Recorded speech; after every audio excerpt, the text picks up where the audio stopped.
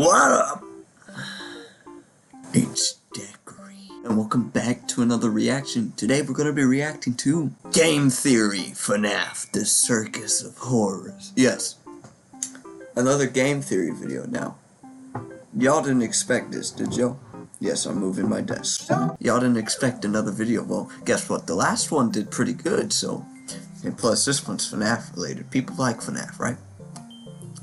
I love FNAF. As y'all may know, Pat retired. And we got the new dude. I forgot his name already, I'm sorry. But he's pretty cool. That Poppy Playtime theory video was pretty good. You know, I like the dude. So, let's watch this already. Let's like that video. Okay. FREDBEARS Family Diner.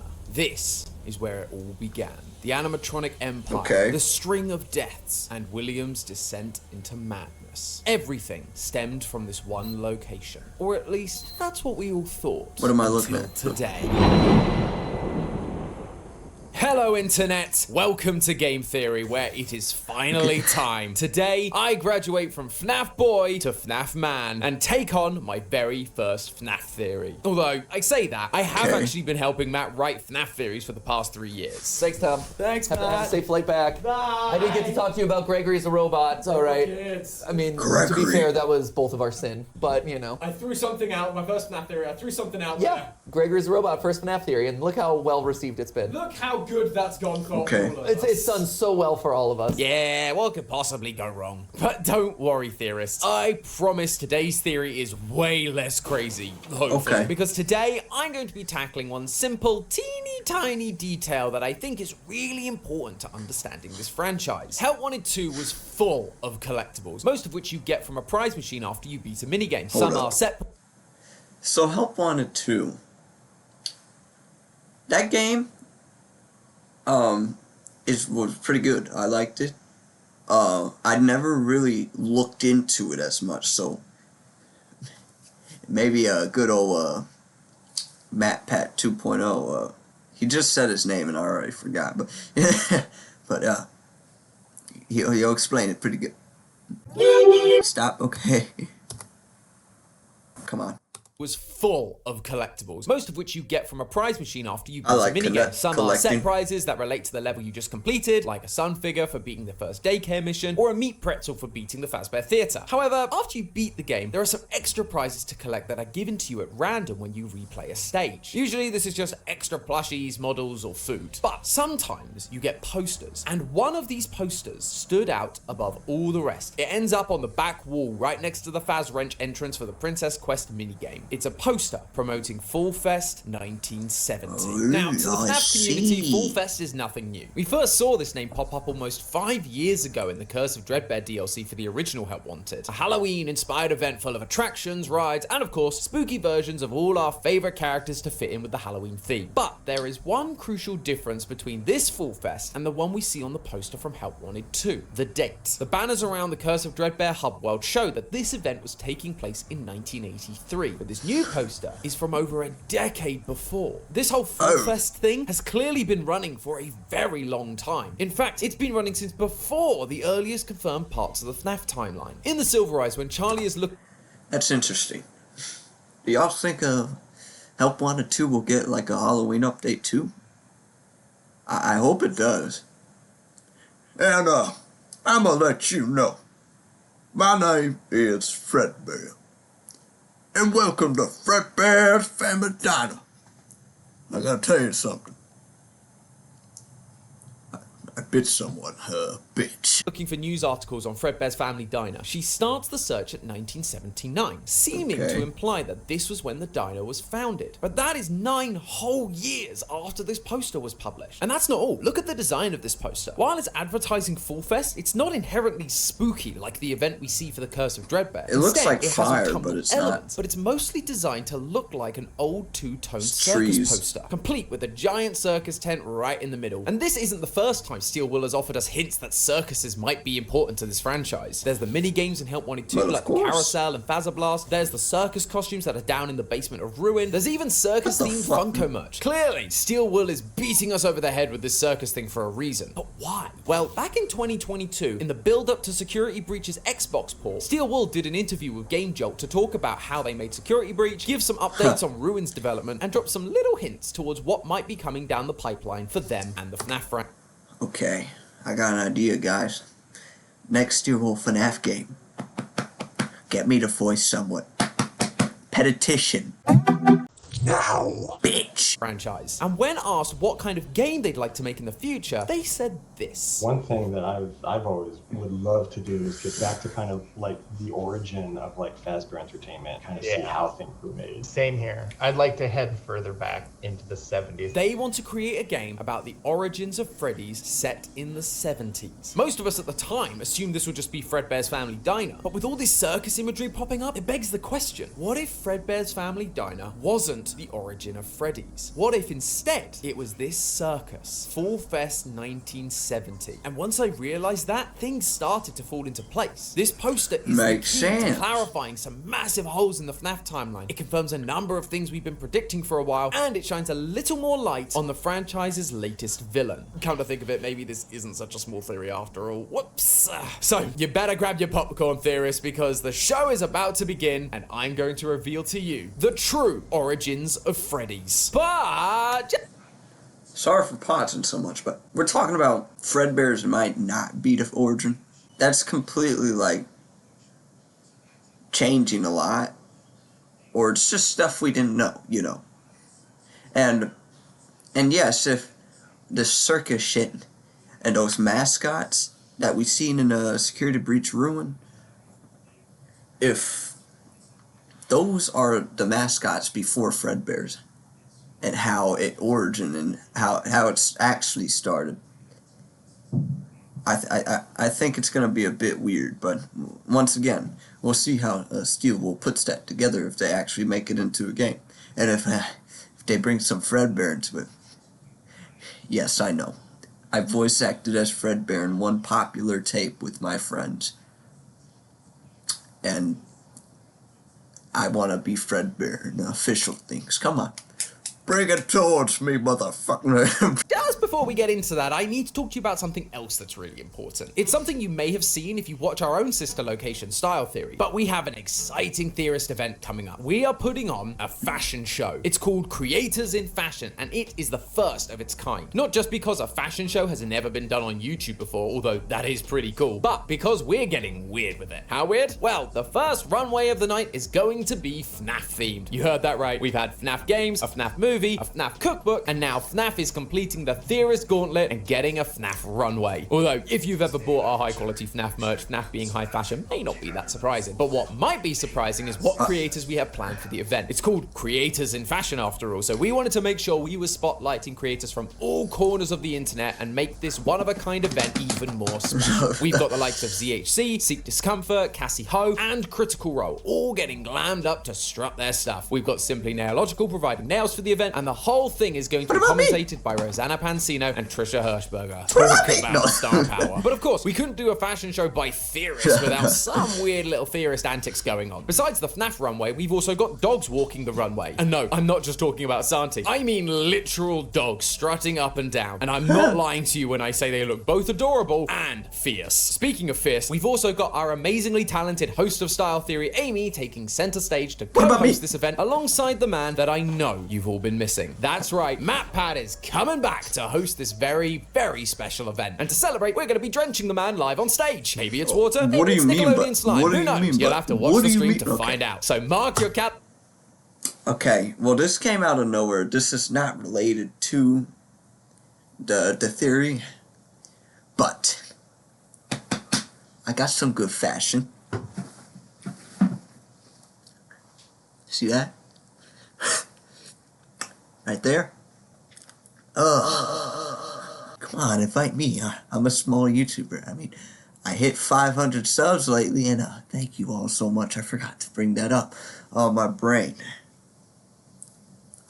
Calendars for April 25th at 2:30 p.m. PST. We're going to be going live right here on Game Theory. So if you aren't already, make sure you're subscribed because believe me, you do not want to miss this. Amy has a lot more surprises for you guys up those lacy sleeves. So remember, that's April 25th, 2:30 p.m. PST, right here on Game Theory. I'll see you there. But for now, let's get off the runway and head back to the circus. Now, I understand there may be some hesitancy in me changing up the entire beginning of the timeline. I get it. It's a pretty big claim. And while there have been a number of hints towards circuses throughout the games and books, it doesn't necessarily mean that's where this whole thing started. So let's take a look at one of the more recent examples of the circus being hinted at so I can show you where I'm coming from. In the basement of the Ruin DLC where you find the Mimic, there are two costumes hanging up, an old lady blackbird and an elephant dressed as a clown. In the game files, there's also a lion wearing a varsity jacket. Three animals all associated with the circus. Elephants often perform tricks, lions were regularly tamed by lion tamers, and while crows or blackbirds aren't traditionally seen as animals, they do often appear in circus media like Disney's Dumbo. Plus,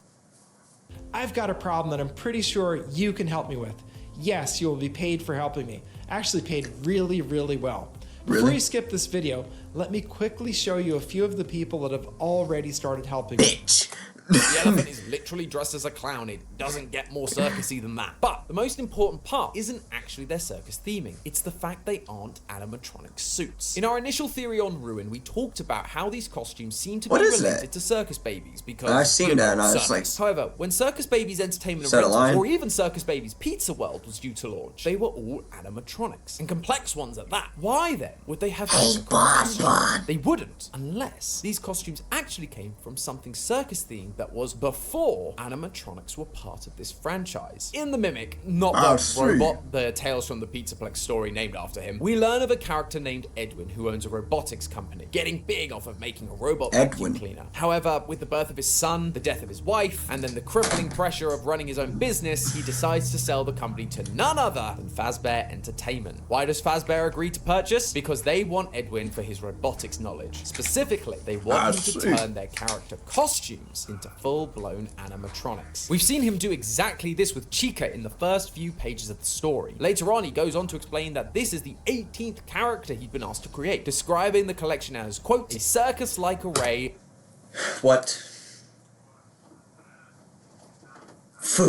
of animal and other character costumes. Circus-like, you say? We believed for a long time that Edwin is the book's parallel for Henry, the animatronic genius that helped Afton to grow Fazbear into the animatronic empire we know today. So the circus-themed costumes we see in the basement of Ruin likely came from that same time period, a period where Henry was transforming costumes into animatronics. And these costumes aren't Henry's only connection to the circus either. When Charlie goes back to her childhood home in the Silver Eyes, she looks through Henry's office and finds an assortment of books that, quote, would have seemed eclectic to anyone who didn't know the man. There were books on biology and anatomy, some on human beings, others on animals. There were books about the history of the traveling carnival and of the circus. There were books about child development, about myths and legends, and about sewing patterns and techniques. There were volumes that claimed to be about trickster gods, about quilting bees, and about football cheering squads and their mascots. Okay, that's interesting. How so much can stem from one little topic. That's cool. That's cool how a lot of things can connect. But why would he need a...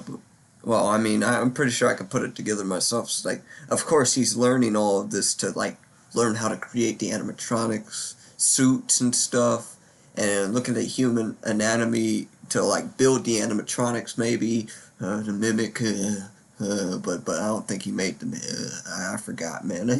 Most of these make a lot of sense. Things like anatomy, mascots, sewing patterns, it all ties into the idea that he was creating characters and turning costumes into animatronics. The books about child development either tie into the fact that he was catering to kids and so was trying to figure out how he could best serve his customers, or it's linked to the human anatomy. I think we're going back in time. Henry creating robot versions of his daughter Charlie. But there's one selection that has always stood out as odd, one that I've never had an explanation for, and that is the history of the traveling carnival and of the circus. Why would Henry need books on that topic if all the work he's ever done is on animatronics and diners? He needs it because the origins of Fazbear are rooted in traveling circuses and carnivals. It was a hint as to the first years of this business. So, this circus, Fall Fest, seems to be where Fazbear Entertainment all began. But now the question is, who else was there? And I don't mean human characters, let's be honest, we don't have many of them that are actually important, especially not back in 1970. I mean, which of the Fazbear characters characters were part of the original roster. As I've mentioned, Foxy. during Hot Wanted 2, we get a number of Maybe minigames Freddy? that take place in carnival-like settings, namely Faza Blast and the Carousel. And it's the I mean, because if you look at the Funko Pops, I think there was a Foxy one, and was there a Freddy one? I don't remember. Was there a Bonnie one? I think they were all originally a part of it.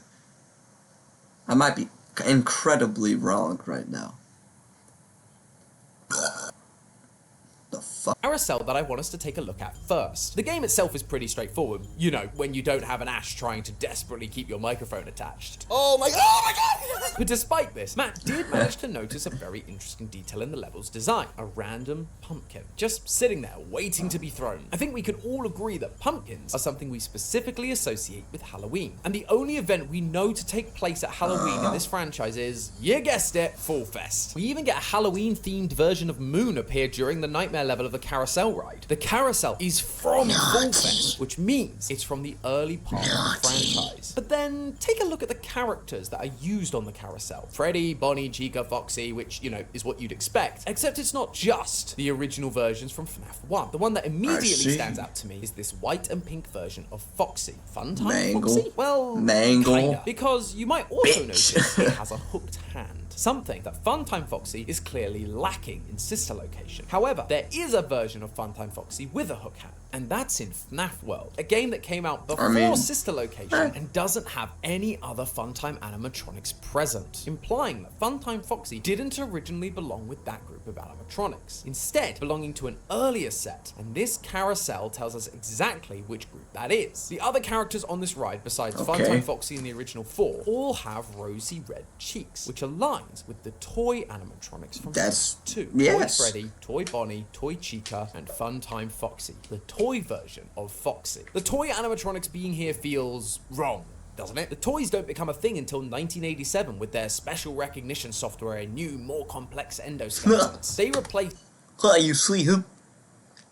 My fat fucking fingers can't press the buttons. Okay, stop. the old withered versions of the original Freddy, Bonnie, Chica, and Foxy from the original Freddy's. How then are they on a ride from 1970? Well, this is because I don't think the toy animatronics are meant to call back to the 1983 Freddy's animatronics. They're supposed to be referencing the original Circus costumes. Going back to the Mimic story, once Edwin abandons the warehouse, Fazbear employees are sent in to collect any Fazbear property, things like their costumes. One character mentions a few of them: a brown Freddy Fazbear costume, a yellow Chica costume, a Foxy costume, a Bonnie costume. The original four were all in existence as costumes before their introduction as animatronics at Freddy Fazbear's Pizza. I do believe it. What's even crazier is the designs of those costumes actually exist. A few years ago, there was a, let's just say controversial, but at the time, official FNAF artist that dropped an image onto the FNAF subreddit with zero context or explanation. The only thing we knew is that these images contained Scott's official copyright. These images were commissioned by Scott, which makes them as good a piece of evidence as any. And what are these images of? Versions.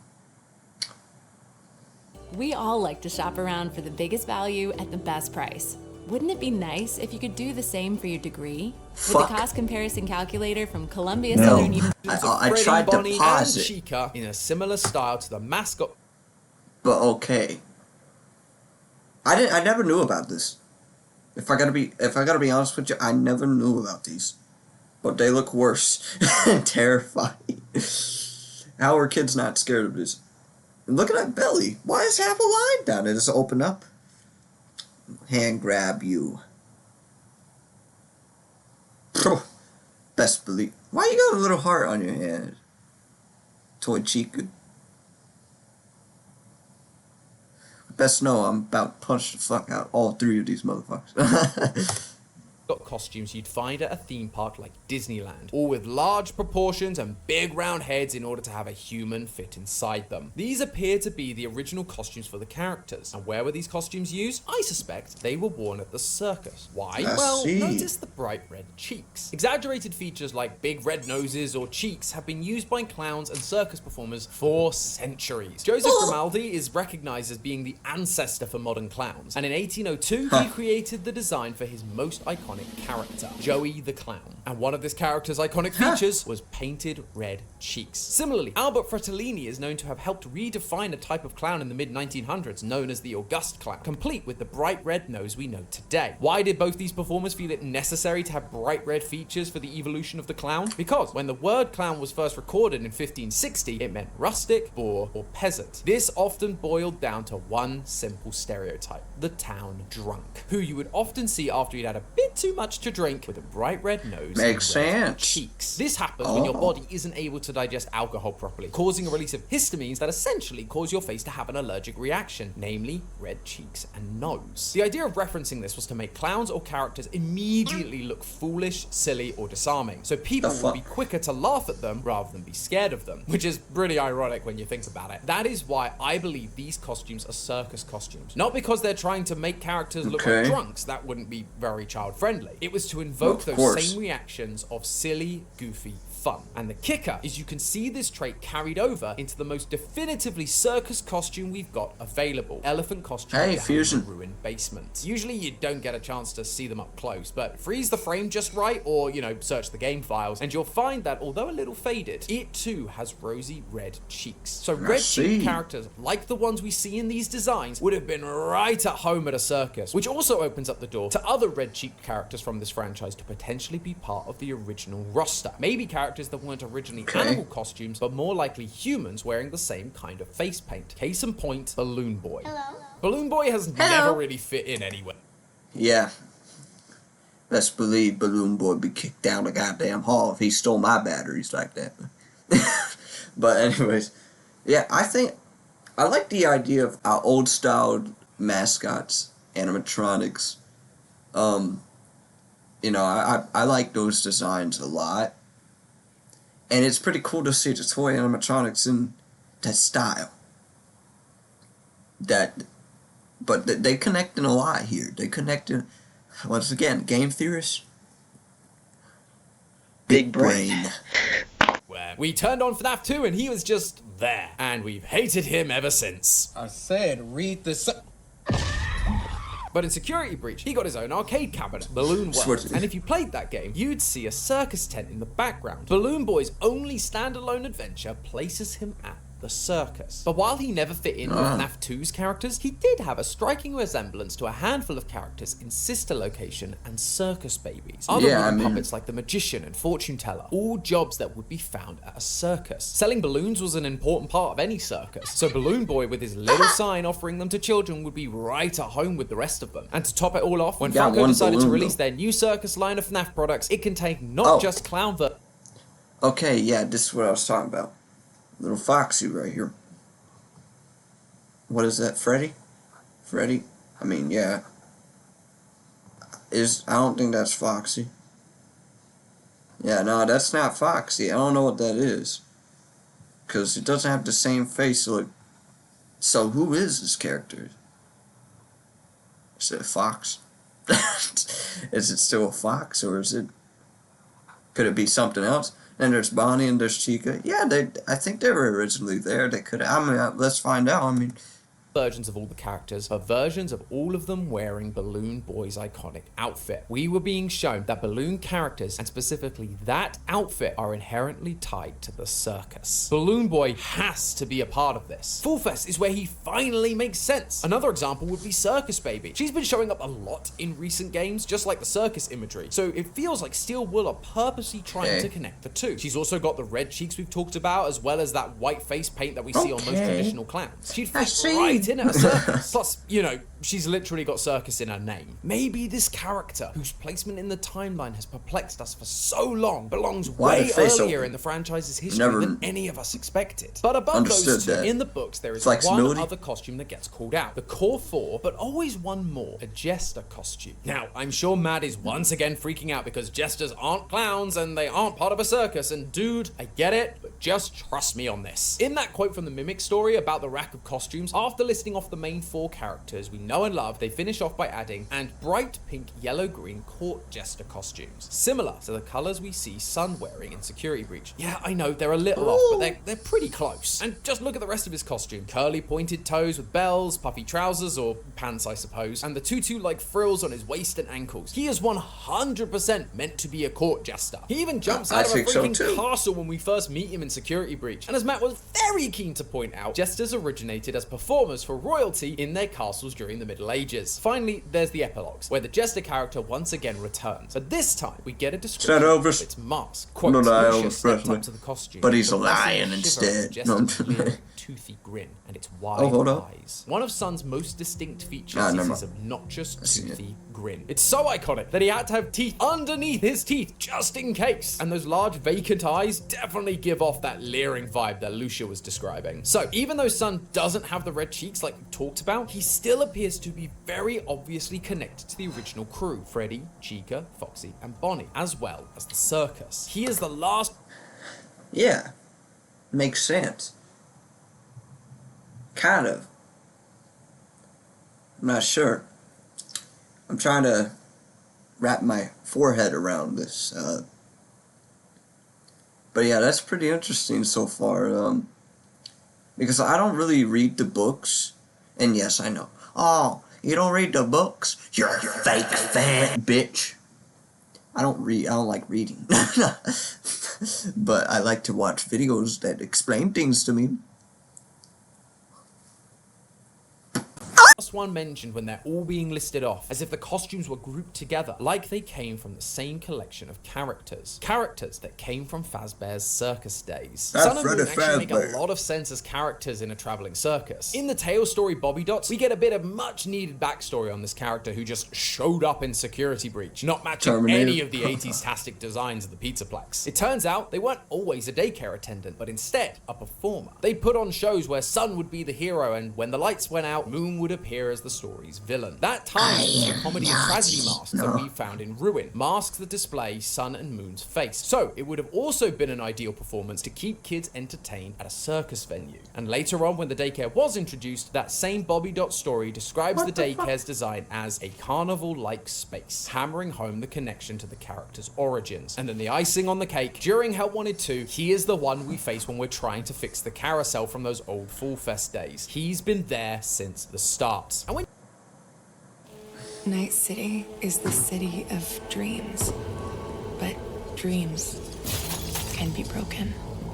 Just like I'm about to break your fuck. When you think about it, in the early days of the franchise when you're trying to keep costs down, buying a full mascot costume or fursuit from a trusted provider can cost upwards of $5,000, while costumes for professional jesters and clowns are typically just a few $100, keeping costs nice and low when you're first starting out. It really feels like the circus origin... Yeah, I mean, no, I'm pretty sure nobody cares, but I would like me a yellow rabbit suit. I'm not a furry. You even say I'm one. You're lucky I don't have my Glock. No, I'm playing. But I'd like the Spring Bonnie suit from the movie. You don't know how bad but I look fancy. Doesn't mean I'm rich. Is helping characters that are out of place have a place to finally belong. Sun and Moon, Baby, Balloon Boy, all of them will be right at home here at the circus. However, Fall Fest isn't just the origins of the Fazbear franchise. It's also the origins of William Afton's first major tragedy. Fazablast in Help Wanted 2 is a shooting gallery that matches the design of the hub world during the Curse of Dreadbear DLC. Dreadbear even makes an appearance at the attraction. So this attraction clearly takes place during Fall Fest 1983. However, the penultimate Fazablast level ends with you shooting a number of rockets and popping all the balloon versions of the animatronics that appear. Doing so seems to cause a chain reaction that leads to the whole thing ending up in flames. And when you go back for the final level, the place is burnt to the ground. We see the same thing happen during the carousel ride. As you try to fix it, sparks fly and the thing lights up, leading to the nightmare version of the level where the whole place is already ablaze. And if you go out of bounds during that carousel level, you can see the red sky, burnt trees, water tower, and windmill that are all present during that final Fazablast level off in the distance. Steel Wool is clearly showing us that much like every other establishment in this franchise, this event, Fall Fest 1983, ended in fire. 1983 sucked for this franchise, but especially for Afton. He loses his kid to a malfunctioning Springlock suit and his other son's negligence. Fredbear's family diner gets shut down, and to top it all off, he loses the thing that started this whole business, the circus. I mean, it's a bad thing that William lost his kid. And it's a bad thing that he decided to end up killing a whole bunch of people. Honestly, it's crazy. This is new to me, actually, the circus stuff. This is probably stretching, but what about Fazbear Frights? Was that a part of this stuff? Who knows? Okay. Circus. Steel Wool is all about a sympathetic villain backstory. Try not to set out to make a cool looking villain. Go make a monster that have a reason for it. These aren't just like these supernatural forces that came out of nowhere to just hurt people and punish people, right? Like there were results of other wrongdoing. Adding a fire to an already pretty awful list of tragedy and loss, it would make it a little less surprising that Afton could suddenly snap and go on a murder spree. But this fire tells us more than just how this first chapter in FNAF history ended. It also tells us that there was one other character here, someone else present from the beginning that you wouldn't suspect, the Mimic. Stop. Yeah, I know, I was surprised too, but everything seems to be pointing to this guy being here since the earliest days of the franchise. We get a lot of different descriptions for the Mimic during the epilogues of Tales from the Pizzaplex. Sometimes it's a traditional endoskeleton, other times it's a spider-like mess of slimy black wires. But when we are first introduced to it, we're given one extra detail. A detail that I never fully understood. Quote, it wasn't just a basic metal structure. Its steel frame was contained within a building collection of metal rods and curved plates and an impressive system of ball joints and pistons. All of it was topped with a long, vaguely rectangular shaped shiny steel skull. The skull was the only part that was shiny. The rest was dark and discolored, as if it had survived some kind of fire. That's a pretty specific way of phrasing it, especially when it points out that the head isn't blackened by the same issue. We're being given a clue as to where this Mimic came from, because the other detail that's important to bear in mind is that quote comes from the very start of the story, when the endoskeleton first arrives at the Pizzaplex. It was delivered to this location already burnt, which tells us that it had to be in a previous Fazbear fire, and I believe that fire was the fire of Fall Fest. But what makes me so sure that the Mimic got all burned during that fire specifically? Here's the thing. I know we always joke that everything in this franchise ends in fire, but we can actually count the number of fires on one hand, even if you're an animatronic with only 4 fingers, which means it shouldn't be too difficult to go through each one and determine which one the Mimic came from. Working backwards, there's a fire at the end of Security Breach if you beat the burn trap ending. Afton is defeated, the blob steals him away, and the entire Pizzaplex catches fire and collapses. But as we've talked about before, it doesn't seem like this is the canon ending for Security Breach. We find Gregory's drawings for the non-canon endings during Ruin, and the last one we collect is his drawing of the burn trap ending, which means this fire wasn't a real fire. And even if it was, this ending takes place at the Pizzaplex, so the Mimic couldn't have been delivered to the Pizzaplex burnt from a fire, as the burn trap ending comes later in the timeline. Second option is the burn trap ending comes later in the timeline. Yes. This is all big brain stuff. My brain is not putting it all together so easily, but I do understand some things. But damn. I got food. And you're probably gonna hear me chew. But anyways, let's get back to FNAF 6 fire. But once again, we face issues with timeline. The Pizzaplex is being built on top of the FNAF 6 location, which means the Mimic wouldn't be able to be delivered to that location when the Pizzaplex is being constructed, like we see in the book, because it would have already been there. The only other fire left other than Fall Fest is the FNAF 3 fire, but the owners of Fazbear Fright seemed pretty stoked when they found their first working animatronic, Springtrap. Up until this point, they'd only had bits and pieces like a foxy head. So it feels like they'd have also made a pretty big deal of finding a Mimic, bringing it back to the location, even if they thought it was just an endo. So it doesn't feel like it could be that one either, which leaves only one fire for the Mimic to have been burnt in. The fire of Fall Fest 1983, meaning the Mimic has been around for a long time. We actually theorized this back when we covered Sun and Moon after the events of Ruin. We connected the Mimic's thrown together, thin, simple animatronic design to that of Sun and Moon. Namely, a very weird but distinct feature, independently moving teeth. It's a strange design detail that we've never seen before. So for both characters to have the same detail in the same game makes it seem like they have to be connected in some way. And if Sun and Moon come from the early Fall... Okay. So, they were both definitely made around the same time, probably. Because, yes, the teeth. Look at the teeth. As he said, they have similar builds. Just different shape, of course. Yeah, that's pretty cool. This connection is crazy. But once again, we don't know if it's truly confirmed, but there's a lot of evidence leading up to it. Okay, let's just... Fullfest origins of the franchise, then the Mimic being around at the same time would explain that connection. But there's one more detail that tells me that the Mimic has to have been around during the Fullfest era of FNAF, something that's been right under our noses for years. For a while now, we believed that the glitch trap virus in Help Wanted 1, the virus that takes the shape of a yellow bunny rabbit and takes over Vanessa's mind, isn't actually William Afton himself, but instead a version of the Mimic program that is mimicking Afton's behavior. In the game, we heard about FazBear trying to keep costs down for this new game they're developing. I mean, they sent us that stuff in the first place with no explanation, told us to scan it, said it would expedite the process so we wouldn't need to program any pathfinding ourselves. It was a budget thing, I guess. It was just junk, circuit boards and things like that. Looked pretty old. That game was Help Wanted. It's an in-universe game that takes the original FNAF games and turns them into new VR experiences, which is exactly what we learn happened to the Mimic program in The Storyteller. Quote, it's a simple template-style software that takes previously created stories and rearranges them into new scenarios for VR, AR, and arcade games. That is what Glitch Trap is. The Mimic program, having been scanned into the system, gets a crash course in Afton's murdery tendencies and is now mimicking it. Hence, he appears as Afton's iconic yellow rabbit. Except there's one part of this explanation that never sat right with me. If the Glitch Trap Mimic was learning about Afton from the in-universe games of FNAF 1 to 6, then why does he take this form? Afton in all of those games, even in the 8-bit minigames, is always wearing his Springlock suit, because that was the costume he wore at Fredbear's family diner. But the version of the suit the Mimic shows us as Glitch Trap is a completely different design, and at the time, we'd never seen this version before. This isn't his Springlock suit. It's a hand-sewn suit with plastic-looking facial features. I was thinking, like, what was that? Like, when I first seen it, I was like, what the fuck is that? What is? It could be a connection to, like, the circus shit. So, we'll see what he says. Similar to the ones we saw on that concept art. Those suits came from Fullfest, and so it would make sense for this hand-sewn golden rabbit suit to have also come from the same time period. But for the Mimic to have been able to copy this design, it would have to have some memory of this version of Afton in its memory banks prior to being uploaded to the Help Wanted game system. It would have to have observed Afton perform in this iconic golden rabbit costume alongside a golden singing bear at Fullfest. The Mimic would have to be around during the early costume days of the franchise.